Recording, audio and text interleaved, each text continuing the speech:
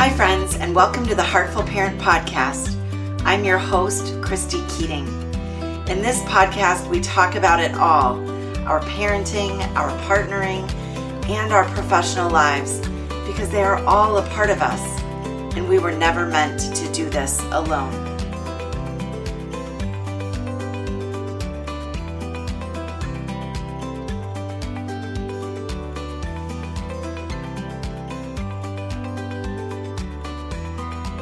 Hey, podcast listeners.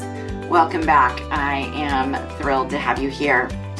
We are in the midst of January, and as those of you who are on my mailing list would have seen last week, my life is in a little bit of disarray right now with no childcare. My primary assistant is out for medical reasons, and it is a little bit of a, pardon my language, a little bit of a shit show up in here at the Keating household. That is just the way the cookie is crumbling here early on in 2024. And so I'm going to do something a little bit different than I had originally planned this week. And I'm going to share with you a podcast episode that was actually recorded on my good friend Casey O'Rourke's podcast. And I was going to share this with you a couple weeks down the road. And I'm bumping it up, to be quite honest with you, because, well, A, it's an awesome conversation, but also B, I love doing solo episodes for you. And this week it just wasn't in the cards because of the previously mentioned shit show that is happening at my house with two adults working full-time and two kids who need to be picked up and driven places and taken to all the things and et cetera, et cetera. I'm sure most of you, all of you, can relate in one way or another to that challenge, the perpetual challenge of parenting and finding reliable support and help on your parenting journey. Obviously, I don't provide childcare, but I do work hard to provide reliable support and help through the podcast, through the Heartful Parent Academy, and through my one-on-one coaching, as well as through the speaking engagements that I do for various schools and other organizations. So, keep that in mind. If you are in need of support, I can't come and babysit your kids for you, but I do provide support in other ways. And we will figure the rest out right here at home. I know we will figure out all the rest of it so that we can sort of settle into 2024. But in the meantime, as mentioned, I have a fabulous podcast episode for you. Fair warning, it's a little bit, I don't know if disturbing is the right word. I think it might be. It's definitely an episode that touches on something that many of you have probably not heard of. It's unsettling. It was unsettling to me, and it was unsettling to my two colleagues who I recorded this with. So, as I said, this was recorded on the Joyful Courage podcast, which is hosted by the awesome and fabulous Casey O'Rourke. Casey and I do a lot of different work together. Casey's focused on supporting parents of tweens and teens. She is the very best. Love her, love her. She is a positive discipline trainer. So she trains the educators. And she's been doing this work for years, has two teenage/adult children of her own. And she's just awesome. And she invited me and my other good friend and colleague, I should say our other good friend and colleague, Amy Lang, who is the owner of Birds and Bees and Kids and the Birds and Bees and Kids podcast, and who, is all about how do we talk to kids about sex, love, relationships, all of that. So in this particular podcast, Casey is really sort of the interviewer, if you will, the host of it, because it was on her show. And she and Amy and I are digging into a topic that is If you've got younger kids, will be interesting. If you've got teens, young adults, or anybody headed in that direction, it will be really relevant to you and at least something to be aware of and be having conversations with your kids about. And that is the topic of the practice, what's called sugar dating, which is where a younger, typically female, dates a significantly older man with the agreement that he will, so to speak, be her sugar daddy. And it has become a growing practice. And Amy and Casey and I talk about that, talk about the problems with that, talk about sort of our perspective, our fears, our worries, and how to talk to your kids about this. So yeah, a little bit of a different topic than you've heard us dive into here on the podcast yet, but I hope you will find it interesting, engaging, and, the dynamic between Casey, Amy, and I kind of fun. And, again, I think it creates or leads to an interesting listen. So without further ado, here is Casey Arorty, Amy Lang, and myself on the Joyful Courage podcast. I'm so excited to have you both here. And we're going to be talking about something that may be distressing to listeners. Mm-hmm. Yeah. Welcome to our world. And super important that we shed light on and make parents aware of this phenomenon, which isn't new, but feels like it has a whole new light on it. I don't know. Sugar dating. We're going to talk about sugar dating today. And listeners, you might be like, well, what the hell is that? So we're going to start with you two. What do you know about sugar dating?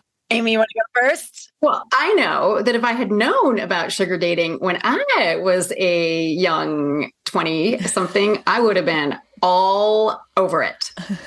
Mostly. I would have been very interested. So from what I understand, sugar dating it's like sugar daddies, like we've all heard that. So sugar dating is when you have a arrangement. Usually it's an older guy with a younger woman, usually in her probably 20s-ish, along in there.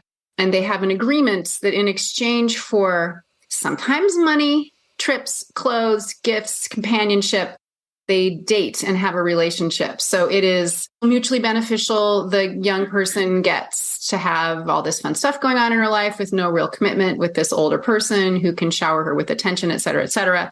The older person who's looking for the dating, he gets the same kind of thing. And I was reading up on it, but one of the things is that they really do want to be able to talk with the person. It's not just sex. It is more of a dating relationship, but it is not free. How's that work? It's not without strings. Yeah. What do you think? Yeah. What would you add, Christy? I think that sort of is the gist of it. I will say that it is definitely usually younger, very attractive women with significantly older men most of the time because they're the ones that often have the money.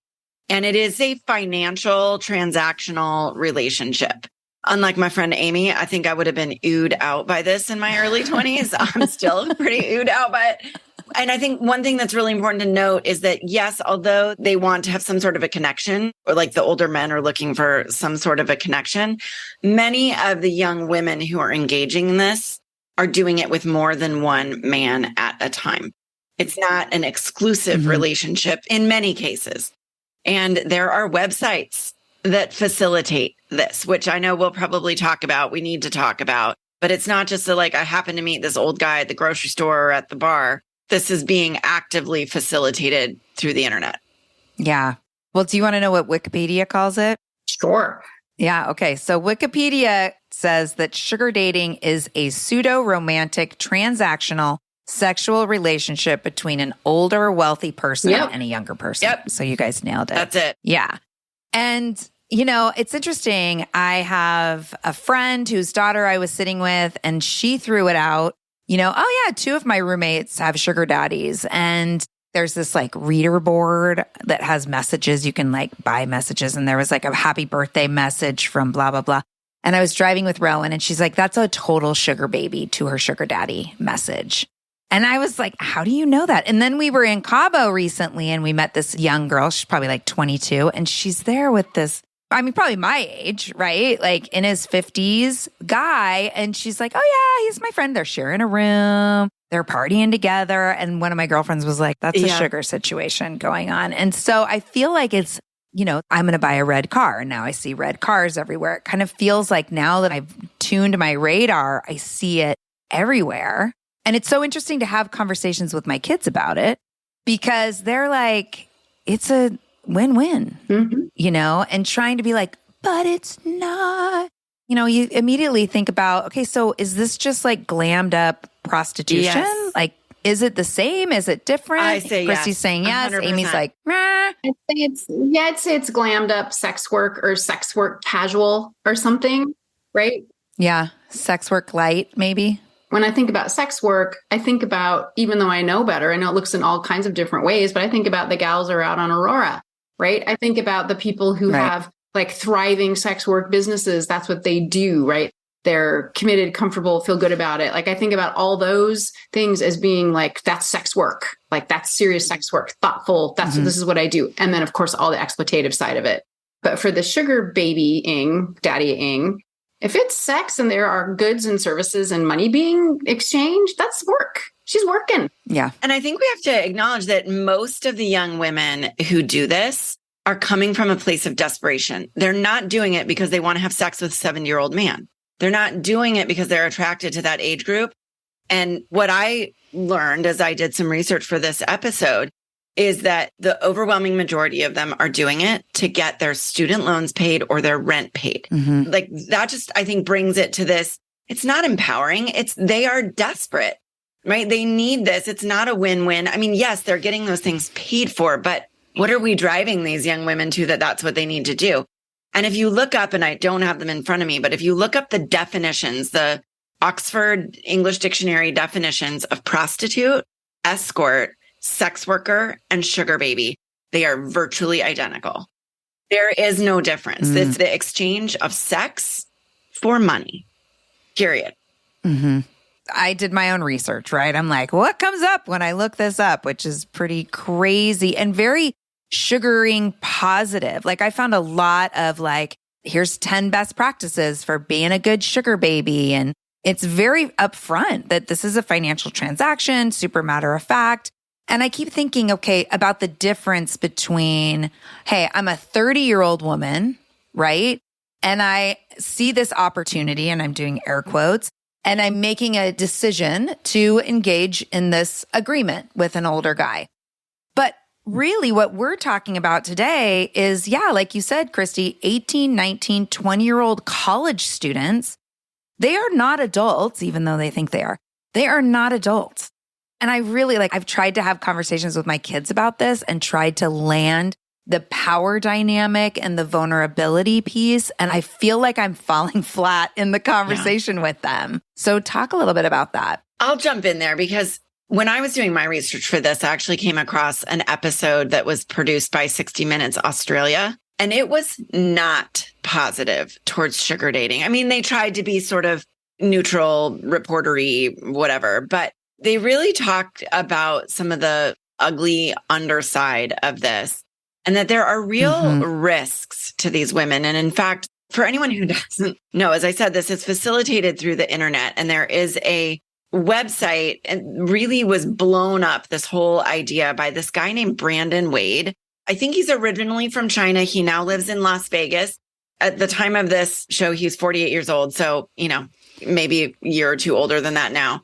He has a 22-year-old sugar baby. Of course he does. And I mean, he's built his fortune on the back of these old men and young women who are doing this. But one of the things that they really highlighted in this episode is that, because of the power dynamic and because the assumption is we're exchanging money for sex, that puts these men fully in the driver's seat, fully in control, right? Because if a young woman is trying to get her rent paid or her student loans paid before they default, she is likely, under this sort of a setup, to do anything.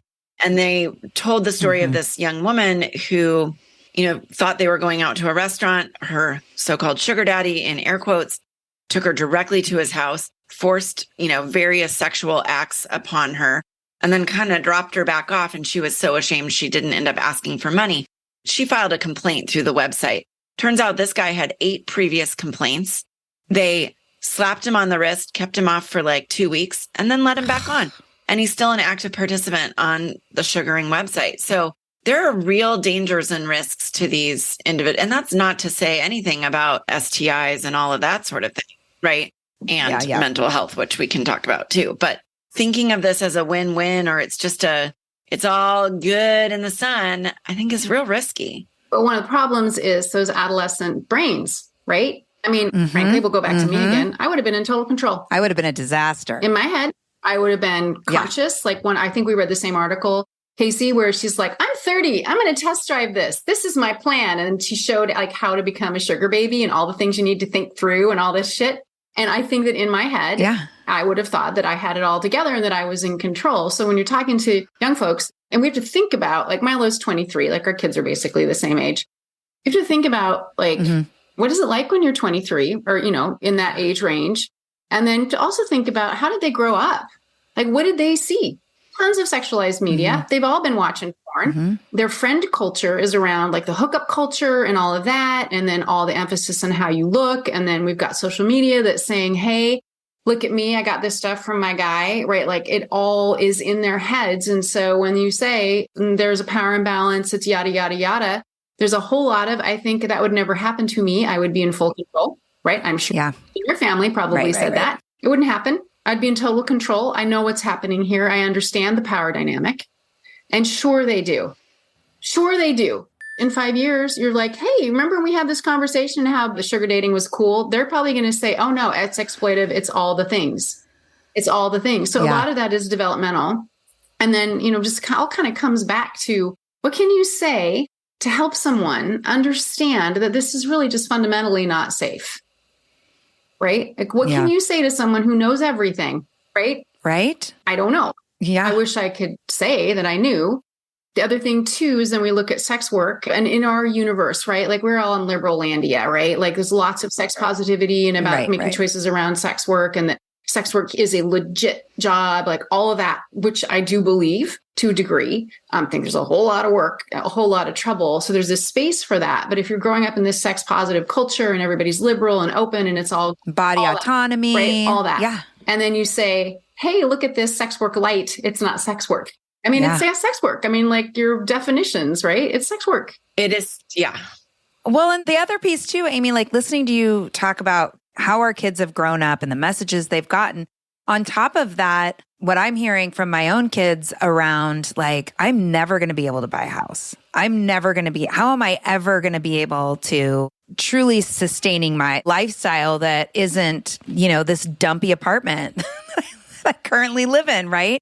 And so it makes sense. And my listeners, we talk about this. Behavior makes sense when we look through the lens of our kids. I watched a little doc that was through the BBC, and this young gal went undercover on one of those sites. And whatever the site was that she was checking out, they make a big deal about this is not about sex. Even as everyone on there, it is all about sex. And so she goes undercover and she has a little chat with this guy and they make an agreement. We're going to meet. We're going to first meet at this coffee shop and then we're going to go to a hotel room. She gets there. She starts talking to him.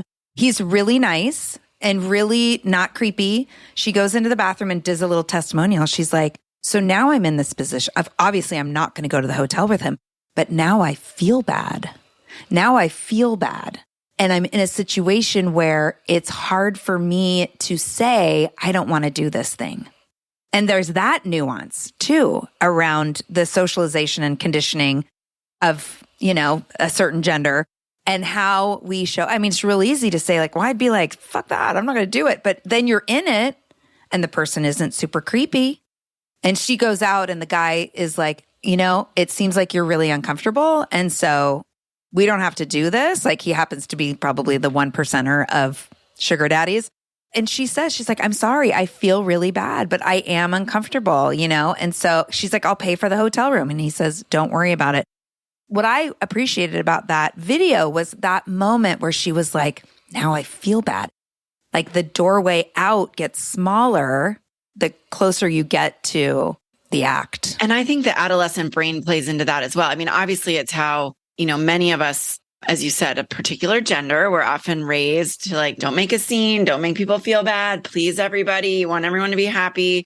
And, that's gender specific, but I also think that many of us, probably all three of us, have grown out of that by our age, right? And we're like, screw that. I can say no if I'm uncomfortable with something. But when you're 19, 20, 21, and you have an undeveloped brain, as Amy was talking about, like that dynamic playing into all of this, it just heightens the power differential between those people. And I mean, I think you're right. Like that girl who went undercover, either the dude knew that she was undercover and doing something, or she did legit get, somebody who was respectful. But I mean, of course, there are assholes everywhere, but it could really be that a lot of them are like, I don't want to be in this sex work arrangement with a young person where the young person feels uncomfortable, right? But the fact that he said, let's meet for coffee, it's called an M&G. It's the first one. Like, let's M&G, meet and greet. And then let's go to the hotel. Oh, it's an M&G. Like, that's like straight up sex work. So if it's not sex work, what is that? Come on, people. Right? Anyway. But yes, so back to your point. Right. We're socialized to be nice, right? Socialized to be nice, which is why, Christy, your work's so important, because you're like, no, you don't have to be nice. Right. Right. I mean, that's a big takeaway for everybody, right? Like one of the central messages of, body safety is you do not have to be nice. Yep. You do not have to be nice. Here's the other piece of it though. And Casey, you asked sort of like, how do we talk to these young people? I hope this will resonate with listeners that, this isn't a conversation you start when they're 22, right? This is a conversation that has hopefully been building and growing over time with what we're doing from the time they're teeny tiny, as Amy talks to parents and does a lot of work about how do parents talk to kids about sexuality. And I, talk a lot about how do we talk about safety from a, not scary kind of standpoint. But then as they hit those tween and teen years, we should be expanding and talking about what does a healthy relationship look like? What are your values, right? And their values may very well be different than ours. Damn it, right? I hate that too. So annoying. I really wish they would just do everything we told them to do. Yes. I mean, not really. I love that our kids are in many ways expanding our own mindsets around some things, but we want to have them tap into those values, the things that really matter to them, and to think about what they really want for themselves, not just when they're 18 or 22, but what do they want for themselves when they're 40? And that's like so hard for young people to think about. But what if they are 25 and they meet the man of their dreams? Like really somebody that they connect with, peer age, who they want to spend their lives with. And now they have this history that they have to share of sex work. We need to call it what it is, like Amy was just doing. We need to call it sex work. They need to understand that it is sex work. And how is that going to play out? And sort of help them think through some of those dynamics and what they really want for their own relationships. I mean, they may still say, yeah, and I can get a Rolex watch or whatever. I don't. Right. And we have to recognize that, as we just touched on, one of the hardest things in all of parenting, that we cannot control them. I know. God damn it. But if we're not having these conversations in any way, shape, or form, they're so much more likely to end up at risk. The other piece of this, and I don't think we need to dive in detail to this, but your daughter is right, Casey, who said, like, how am I ever going to buy a house? Like, we have screwed things up and set these kids up for unmanageable student loans, lifestyles that they cannot sustain easily. I mean, not that it should be easy, but, realistically. And so we do have a lot of young people acting out of desperation, and that sucks. Yeah. Sure does. It sure does. I do agree with you. Like, I think the two sides of it, like talking about what do you hope for yourself in your relationships and what's healthy and what's that going to look like for you. But then also thinking about how do you want to show up in a relationship? Like what makes a good partner?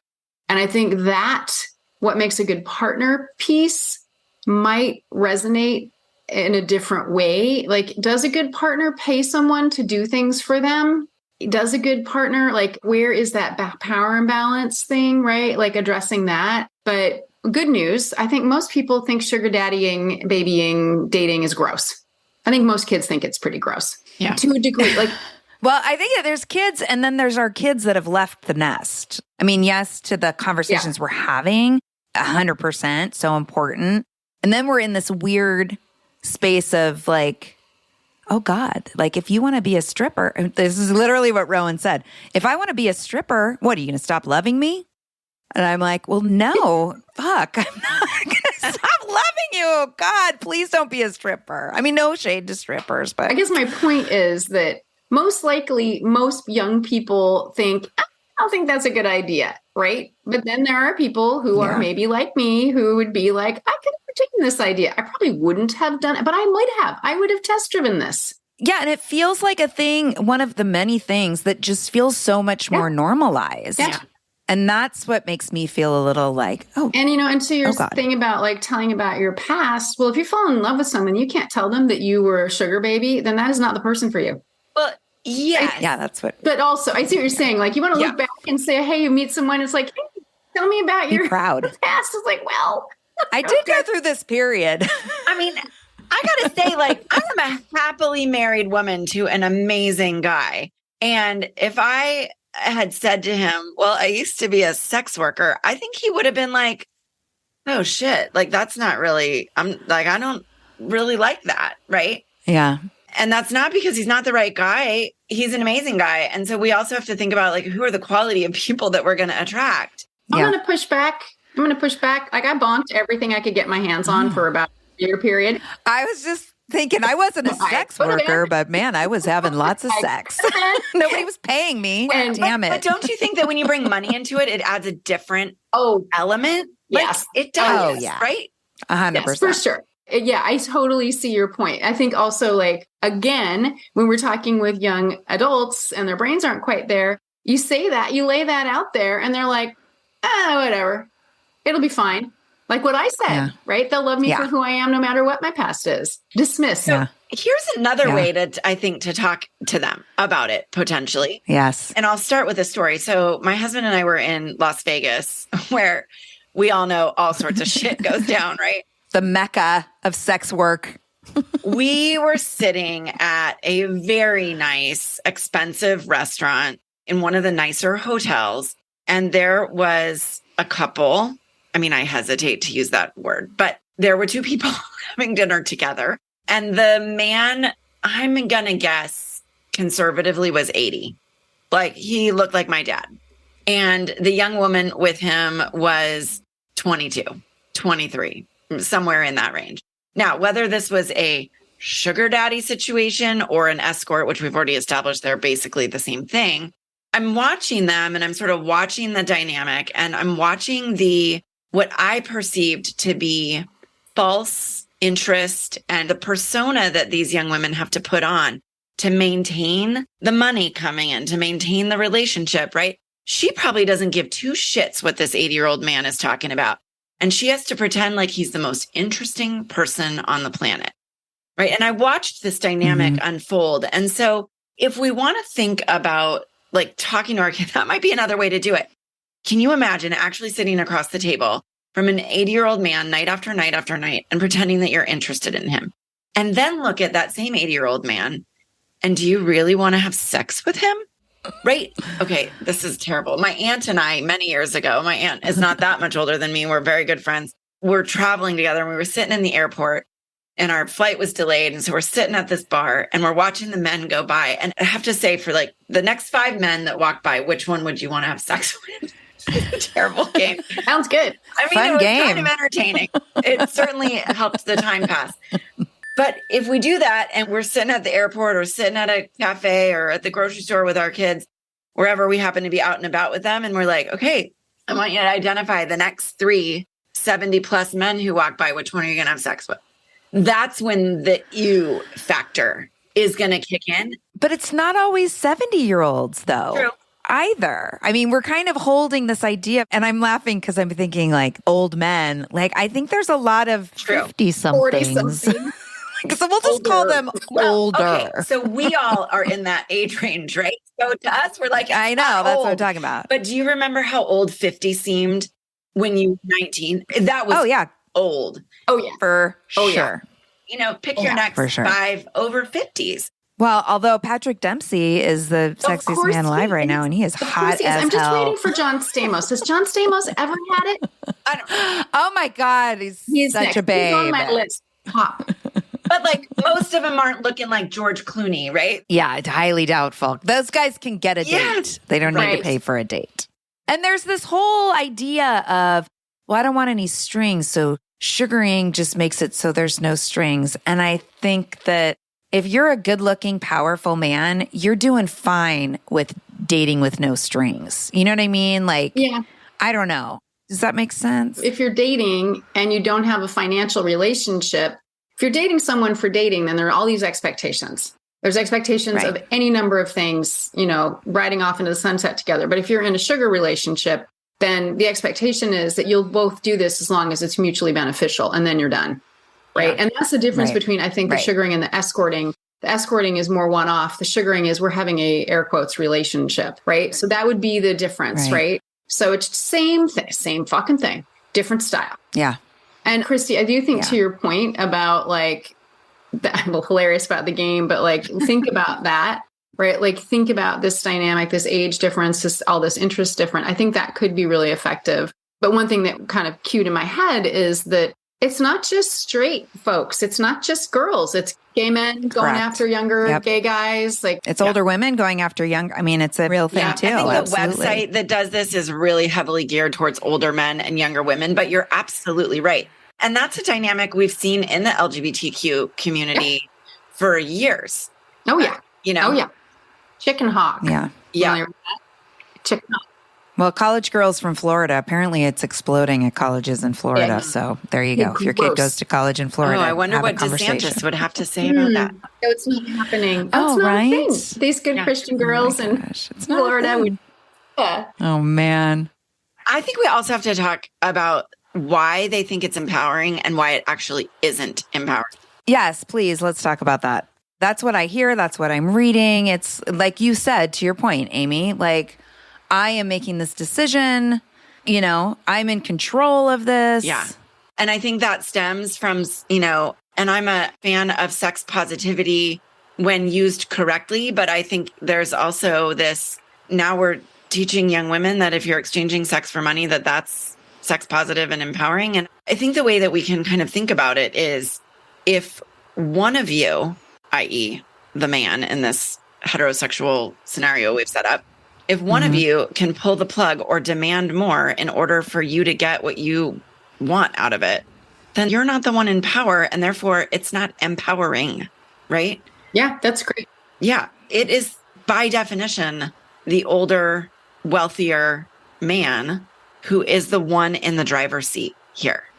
Yeah. If my rent's being paid, if my bills are being subsidized by this relationship, then the power is not in my court. And if the power is not in your court, how is that empowering? But you've made Yeah. the decision to put yourself in that you made the conscious decision to put yourself in that space. So that's where it feels Right. empowering. And back to me and my sexual history. Right. They live back to you in the Back good to me old in the days. good old days.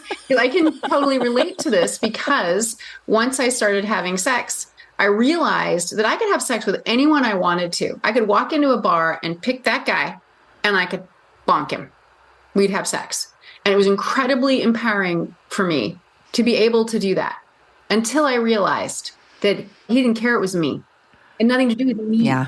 Right? Oh. It had to do with getting off, right? I'm good. Don't Yeah. worry. I know. I'm thinking about Yeah, little no, young just- Casey. I was super empowered to do this thing really good. Yeah. And then I was later on, I was like, oh, that had nothing to do with me at the end of the day. The person who had the power was the person. Yeah, and it was risky. Yeah. It was risky to do that. Mhm. Totally.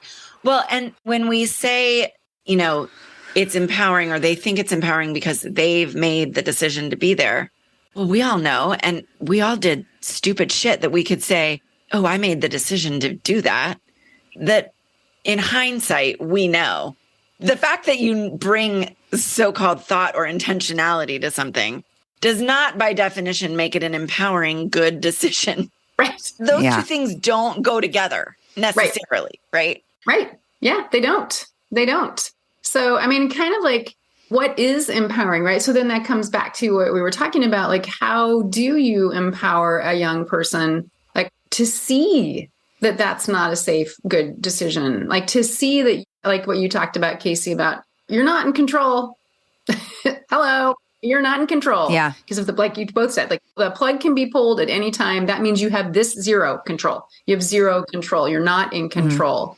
Is there an analogy that doesn't relate it to sex? Like sometimes we just need to have a different lens, right? To make something make sense, right? Yeah. I mean, drugs, maybe, which I know is a really hazardous area as well. But right, if you take a substance that somebody hands you, yes, you're making that decision to put that in your body and you don't know what's in it or what's going to happen to you, right? I don't know. It's not a perfect analogy, but it's pretty good though, because you're in control and then you're out of control, right? Well, and when I think about, and I so appreciate the work that both of you do with families, and I feel like when I'm talking to families, what I'm doing a lot of centering is the relationship that we're building with them, right? And I feel like while we don't have control, listeners, you hear me say this all the time, and especially, then they leave the nest and they're young adults and they're making their choices, we still really don't have control. But what we always can continue to strengthen and develop is influence. And when we can be in relationship and not fly off the handle and freak out if we find out that our kids' friends are doing this, or we find out that they're doing this, when we can stay grounded and like curious and share what we know, but really ask a lot of questions and find out, like you often say, Amy, find out what they know first, and inside of relationship, we get to be one of the voices in their heads. Doesn't mean we're the ones they listen to, but we at least start to establish a seat at the table. Yeah. I mean, obviously, we have 3 parent educators right here. There's no perfect formula for how to make sure your kid never considers a sugar relationship. But there is a pretty good formula for ensuring that they do.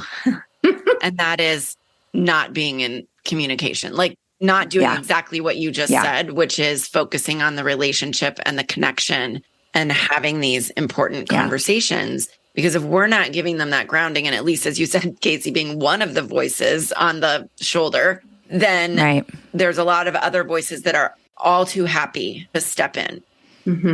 Yeah. And if you're listening right now and you're like, oh God, this is the first time hearing about this. And oh my, this is just another thing. Like, I mean, Amy would say, I'm guessing, like, check in with your kids, find out what they're talking about, ask some questions, let them educate you, take some deep breaths. Let them say, do you know what this is? Have you heard of it? Tell me about it. What do you think? Know anyone who's doing it? Would you do it?